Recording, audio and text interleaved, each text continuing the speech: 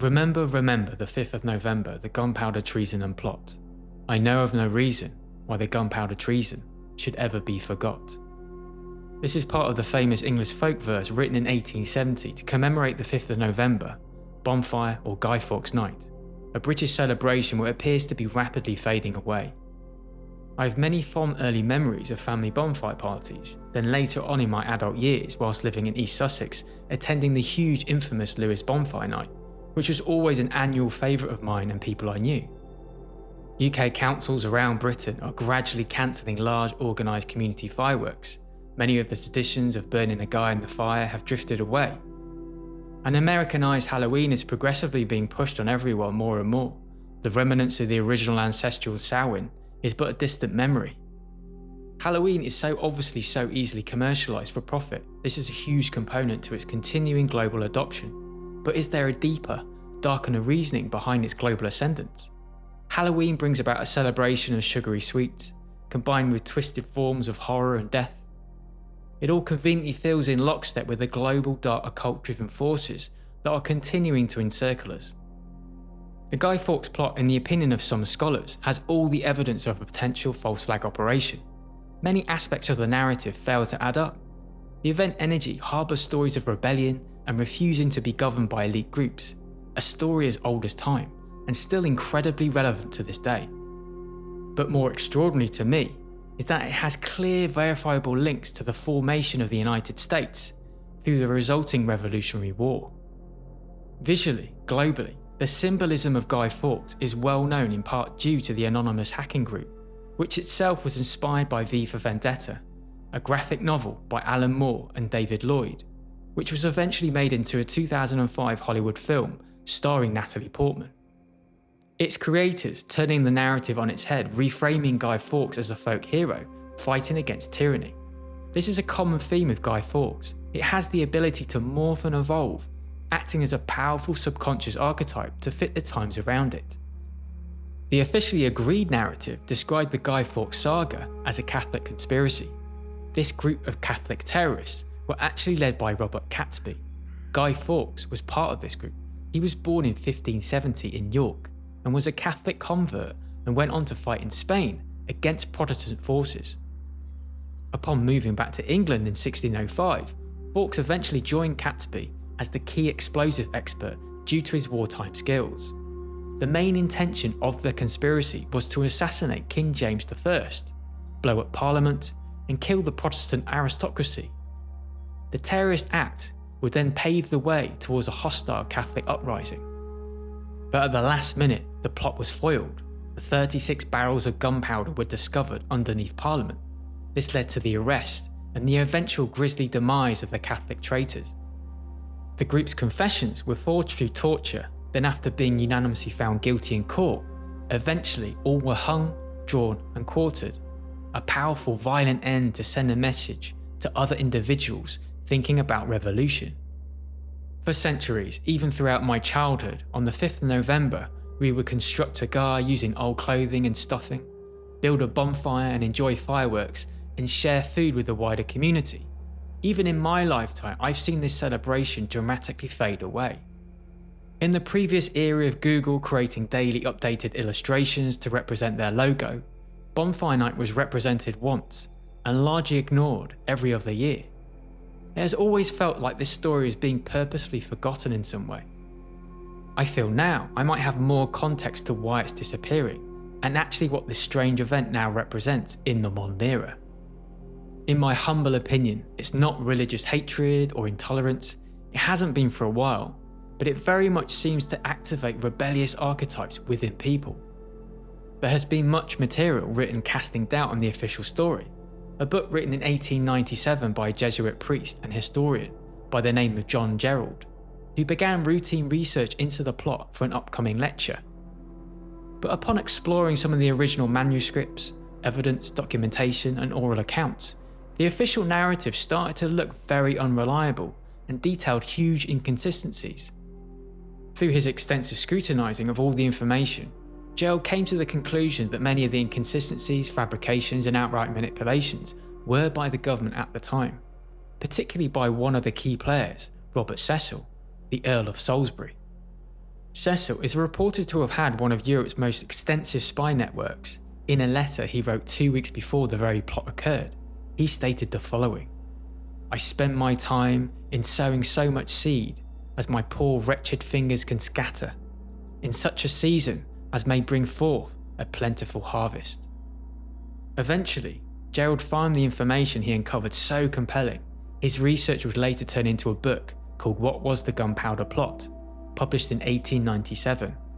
Within this book, Gerald presents a very compelling case, stating that Guy Fawkes and the narrative was very much manipulated for political ends and to possibly incriminate various Catholic priests, and further consolidate power amongst certain individuals. He argued that the government had extensive intelligence on Catholic activities and knew about the plot long before its discovery. To me, this is already giving strong October the 7th vibes in relation to Israel.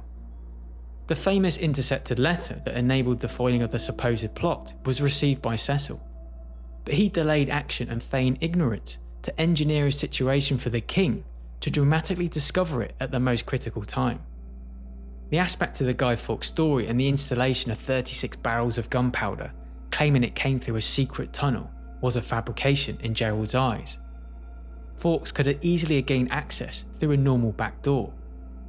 Confessions of the captives were manipulated under torture to fit the official narrative. Some signed confessions was forged when suspects were already dead. It stated that Cecil allegedly even employed people to counterfeit certain individuals' handwriting. The conspirators allegedly rented a house near Parliament to store a large consignment of gunpowder and mined the tunnel from the house to the Parliament building. But according to Gerald's research, there was no evidence of gunpowder at the property, and even no secretly mined tunnel system. It is also of note that none of the people involved in the plot had any mining experience. Gunpowder was tightly controlled by the government, so questions arise: how did they actually acquire 2.5 tons of gunpowder without detection from the authorities? One huge aspect to the story is that Guy Fawkes wasn't even the mastermind or the leader, he was merely a soldier or patsy for the entire narrative. This is just a small selection of the inconsistencies with the story in John Gerald's book. The gunpowder plot, astonishingly, went on to heavily influence American politics and the burgeoning revolutionary ideas. In New England especially, people would celebrate Pope's Day or Pope's Night, and it was a significant annual celebration. Colonialists, similar to Britain, would burn effigies, sometime of Guy Fawkes, but mainly the Pope or even the Devil, along with topical political enemies of the time. The celebrations were violent and would descend into riots. The colonialists inherited the fears concerning Catholic powers and that Catholicism would be imposed through force, bringing tyranny and loss of liberties to their land. Many Americans are probably unaware about how anti-Catholic revolutionary rhetoric was in the beginning, and it goes to show how powerful maybe this movement was in creating revolutionary change, which could feed into why this celebration taps into something in the human psyche of rebellion, regardless of the cause. It's definitely something that certain powers would rather keep quelled and suppressed at all costs. But some of the chants traditions during the era of American Revolution are still carried out to this day in Sussex, in the small town of Lewes. This town is inextricably linked to revolution and rebellious thoughts and ideas that directly influenced the war and independence. Lewes is a small town in my former county of East Sussex. Referencing the earth energies of this area is important. Over the centuries, I feel it has harboured and inspired a culture of counter-revolutionary ideas and creativity that still tentatively exists to this very day. Republicanism and resistance to authority dates way back since the 17th century. The town's motto is "We won't be druv," or "We won't be driven or controlled." The ancient Sussex county has a long history of peasant revolts. Traditionally, its people were a lot freer from the wrath of the landowners compared to other counties in Britain at the time, due to their rebellious spirit. To this day, Lewes has a huge bonfire tradition, which closes the entire town for the day. Various bonfire associations parade through town in costumes. Each association has its own fireworks display towards the end of the evening. It is again a night of huge contradictions. They burn huge effigies of the Pope, topical geopolitical and locally demonised figures of the time, and of course, Guy Fawkes himself. The event has morphed into not being anti-Catholic or anti-religion, although the chants and the effigies are there. It is more of a general anti-establishment event. There are elements that are influenced by modern mainstream thinking. It does play into the global theatrics of politics, rather in my opinion getting to the root of the true manipulators beyond these literal puppets. During the time of the Catholic Queen Mary, 17 Protestant martyrs were burned, 10 simultaneously at once. To this day, 17 burning crosses are carried through the town to commemorate them. To American eyes, the significance of burning crosses would be very jarring. Thomas Paine is one of the leading writers and thinkers in the United States and lived in Lewes from 1768 to 1774. He worked as a tax collector for the Duke of Richmond. Paine became radically involved in the town's political culture. He was an active and intrinsic member to the Headstrong Club, a debating society for radicals and intellectuals at the White Hart Inn, which is still there to this day and has been described as the cradle of American independence. The Duke of Richmond was known as the Radical Duke.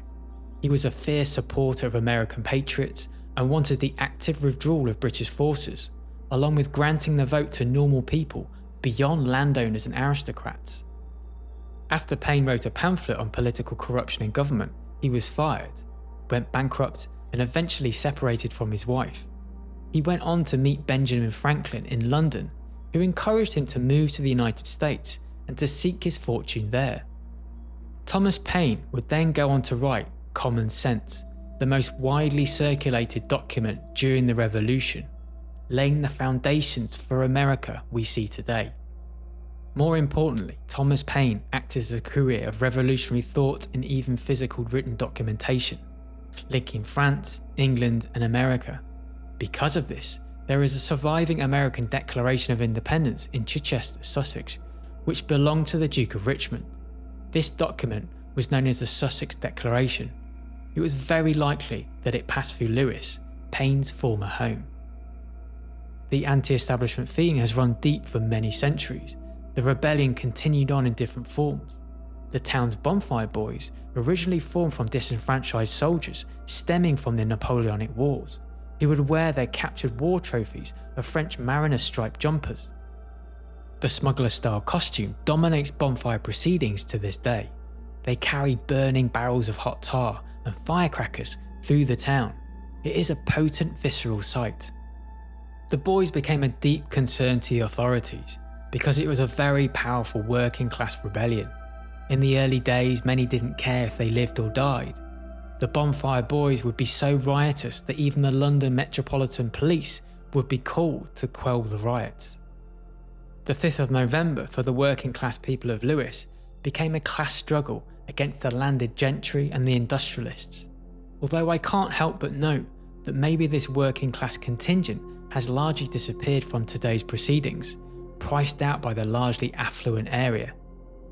For me, all of these ideas of revolution, the source of all of this lay in the earth energies of Lewes and Sussex at large. These energies would arguably go on to influence the entire world, playing its small part in the formation of the United States, which is an incredibly powerful thought. Yes, there are questions about the formation of the United States and Masonic secret society influence. Some of the key characters of people I mentioned here had connections to this organisation, so it is definitely an avenue of further research. The anti-establishment populist resistance against elite control has its seeds in the Guy Fawkes story, even though the event seems a complete fabrication by the government at the time. It has inadvertently really tapped into deep revolutionary ideas within the human psyche and subconscious, and morphed and changed over the centuries. Everyone, of course, should be free to practice their own religion, and I don't advocate for violence in any way. But I think there is something powerful in the energies of this movement, in its DNA, which went on to influence V for Vendetta and Anonymous. It spans from the physical to the digital space and various internet subcultures of Anons and even 4chan. I can see now why certain controlling forces wouldn't want people to celebrate or know the true history. They want you to focus on the sugary coated sweets and the demonic inspired commercialised Halloween costumes.